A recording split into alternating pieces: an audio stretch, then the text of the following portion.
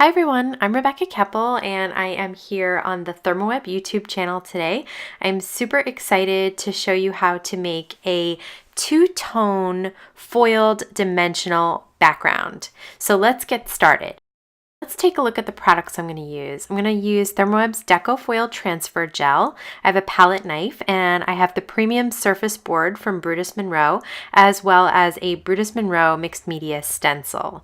So I'm going to lay the stencil over that surface board, which is kind of like a cardboard. It's perfect for cards or mixed media projects. I'm going to use some of ThermWeb's purple tape to temporarily adhere my stencil to the surface board. And I am going to use this palette knife to apply the iCraft transfer gel right over the openings of the stencil. When I apply my transfer gel, I like a pretty thick application because then you get dimension as well as the ability to foil. But you don't want it so thick that it never dries. I usually honestly leave mine out overnight to completely dry, but if you do a really fine application, it may just take a while. So I like to have it sort of straight, but not completely without texture to it.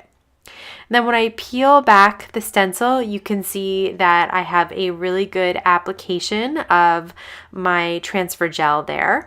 And it is white right now because it's wet. Once it's clear, then you know you're ready to apply the foil. So I'm going to set this aside to dry, and then we're going to foil it after it's all dry. Okay, so I have the Gina Fancy Foils in Bubblegum and Brilliant Blue.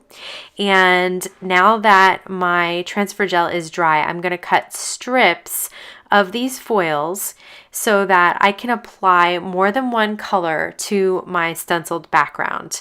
And I want my strips thin enough that I can lay them over different layers of this transfer gel. So basically I'm following the stencil here, and I'm going to have 4 different sections: pink, then blue, then pink, and then blue again. And where they overlap, the color that is touching the transfer gel is what's going to transfer. So you don't have to worry too much about overlapping as long as you have the correct color that you want on your transfer gel.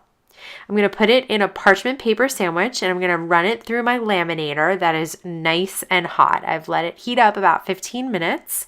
And once it comes out, you can see that it is stuck down and it has adhered to my transfer gel pattern there. If you miss a couple of spots because some are higher than others, you can send it through with small pieces of foil to fix those little spots. Now I'm going to use a Gina Designs for ThermWeb stitched rectangle die to cut out a small rectangle to create a little card panel that I'm going to stamp on. And I'm using the Gina for ThermWeb white cardstock to do that, which is nice and thick. It's also nice and smooth, so it's perfect to stamp on. Now I have my piece of cardstock and I have it in my stamp positioner. I'm trying to lay out how I want my stamps. These stamps are from the Brutus Monroe Cozy Coffee stamp set, and I'm going to have the sentiment kind of in the middle at the top, and then I'm going to have 2 coffee cups, and I'm going to have one in front of the other. So I'm going to stamp my sentiment and the coffee cup that's going to be in the front first. These 2 coffee cups are going to overlap a touch, and so I want to stamp the one that's going to be closest to me or in the front of the other one first. And then I'm going to mask it off and stamp the second one. Okay, the reason that I love using a stamp positioner is for this reason alone. Either I didn't ink it up completely or I didn't press down on the top part of that coffee cup completely, so you can see I had to stamp it a couple of times to get a really nice crisp image. So the next thing I'm going to do is grab a piece of the Brutus Monroe masking paper, and I'm going to stamp the same exact coffee cup that I just stamped on our card panel. Now I'm going to fussy cut that out, and the way I like to do that is to cut around it and then come in and cut closer. I just find it easier to get into those little nooks and crannies when I first cut just sort of close to the cup to begin with. Okay, now I'm going to peel off the adhesive backing for my mask, and I'm going to put it on top of that coffee cup, and I'm going to put this whole card panel back into the stamp positioner. I'm going to lay the second coffee cup slightly over that masked coffee cup, and I'm going to ink that up with the same ink. I'm using the Simon Says Stamp Extreme Black ink, which is good for Copic coloring, because I'm going to just quickly color these in with Copic markers. And you can see I've done that here in pink and blue to match the pink and blue foil in the background.